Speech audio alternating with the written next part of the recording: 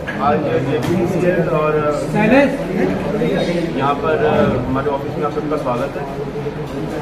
जो amnesty scheme government of Jammu Kashmir में launch की है उसके बारे में काफ़ी सवाल लोगों के जहन में थे और उसको क्लैरिफाई करने के लिए और सारा कुछ पूरे प्रोसेस को एक्सप्लेन करने के लिए आज हमारी टीम यहाँ पर आपके साथ उपस्थित है।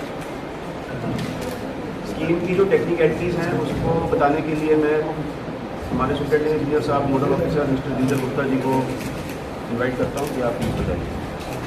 तो सबसे पहले मैं ये बताना चाहूँगा कि जो हमारी ये स्कीम जो है सिर्फ डोमेस्टिक कंज्यूमर के पर ही लागू हो रही है। जिन डोमेस्टिक कंज्यूमर्स को एरियर्स थे हमारे एंडिंग 31 मार्च 2022, उन एरियर्स के ऊपर जितना भी इंटरेस्ट था वो सरकार ने वेव ऑफ किया है।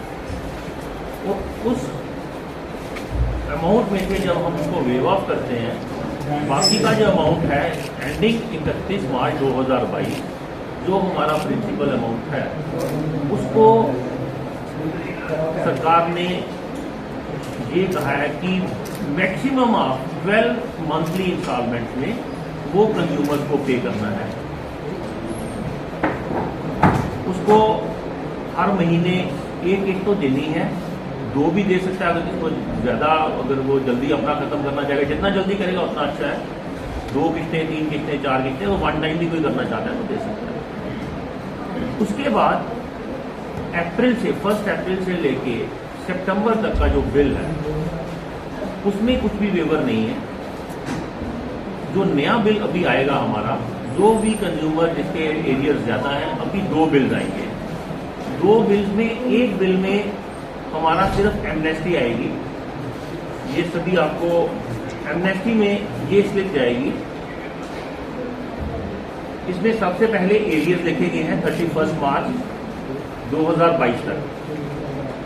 फिर आ गया इसमें से इंटरेस्ट वेवर। अगर यहाँ पे 1.5 लाख है टोटल, 50 लाख अगर इंटरेस्ट वेवर है तो नेट पेएबल आ गया 1 लाख। 1 लाख को 12 किस्तों में डिवाइड करके यहाँ पे एक किस्त का नंबर आ जाएगा, कितना पैसा उसको मंथली जमा करवाना है।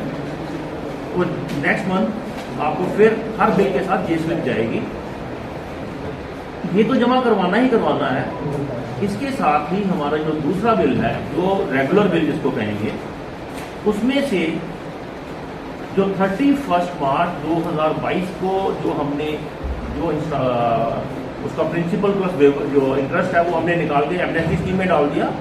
बाकी का जो उसमें है वो रेगुलर बिल में है।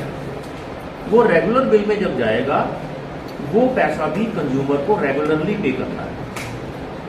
अगर कोई कंज्यूमर एमनेस्टी क्लियर करना चाहता है तो उसको हर महीने अपनी मंथली इंस्टॉलमेंट तो देनी ही है, साथ में जो रेगुलर बिल है उसको भी क्लियर करना है मंथली बेसिस पे।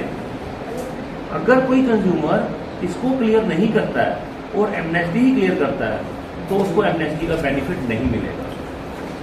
और अगर किसी कंज्यूमर का सपोज यहाँ पे एमनेस्टी में उसने 1 लाख रुपया देना है, उसने अगर 99,000 दिया, 1,000 नहीं दिया, तो भी उसका सारा बेनिफिट जो है वो फोरफीट हो जाएगा, उसको उसका बेनिफिट नहीं मिलेगा।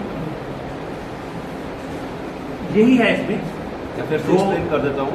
हमारे एससी साहब ने बहुत अच्छे से एक्सप्लेन किया।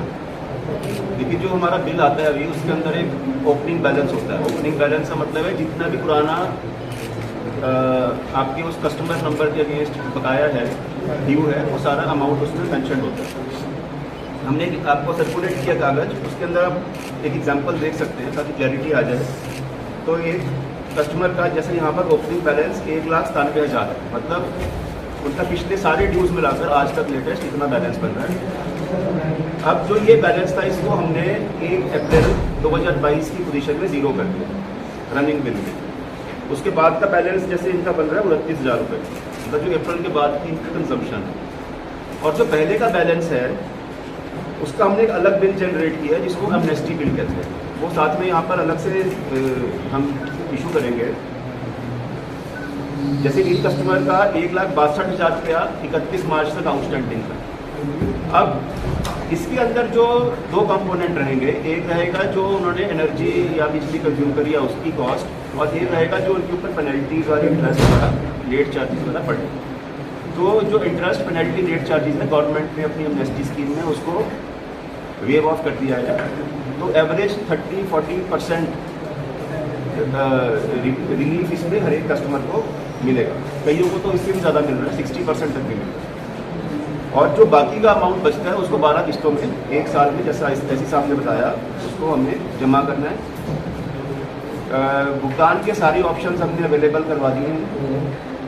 कस्टमर नंबर एमनेस्टी बिल पर जो है, अगर कस्टमर ने अपना एमनेस्टी का बिल पे करना है तो कस्टमर नंबर एमनेस्टी बिल वाला यूज़ करेंगे। अगर नॉर्मल बिल पे करना है तो कस्टमर नंबर नॉर्मल बिल वाला यूज़ करेंगे। और जेके बैंक के अंदर ये सिस्टम इंटीग्रेट कर दिया है। उनकी ऐप्स जो हैं M Pay, easy collect, Bharat bill payment system, और जो हमारे गांव-गांव में खिदमत सेंटर हैं उसके अंदर, और सारे जो इसके मेथड्स ऑफ पेमेंट हैं, जिसमें Aadhaar based payment, cash based payment, UPI based, card based, सब इसमें अनेबल कर दिए गए हैं।